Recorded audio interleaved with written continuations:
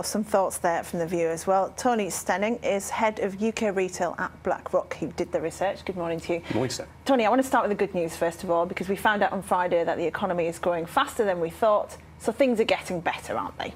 Yeah, some good news out there. People are generally feeling a bit better about themselves, hopefully, and that will make their look at their sort of financial plans, hopefully, for the future. So that's hopefully the good news. And this age group that you've highlighted as being the most worried, people between 45 and 54, why is that? Yeah, we're sort of debunking a few myths here. This age group has historically been one of the wealthier in society, but look, there's a lot of challenges. It's modern society that we all live in. We're having our kids later.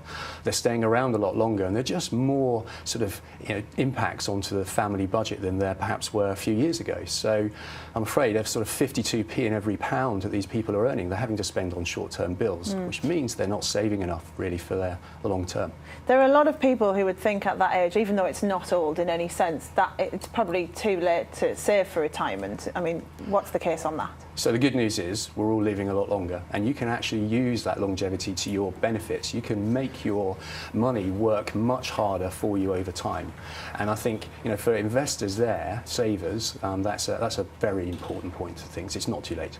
Interestingly, though, that there are younger age groups that you've looked at who are saving more than the older ones. How's that worked out? Yeah, so I think this is the younger people are saving sort of 18p roughly in the pound rather than this age group around about 12p.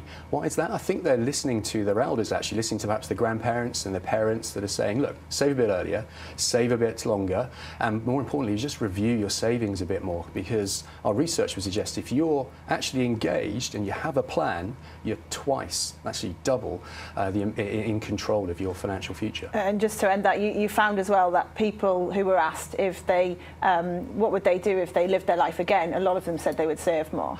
Absolutely. They would say, look, if I could have my young self again, save a bit more, save earlier if I possibly can, probably pay off my debts if I could a little bit earlier. OK, Tony, well, thank you very much for your time this morning. That's it from me. Thank you very much, Steph. Thank you. Time now 7:54. Britain's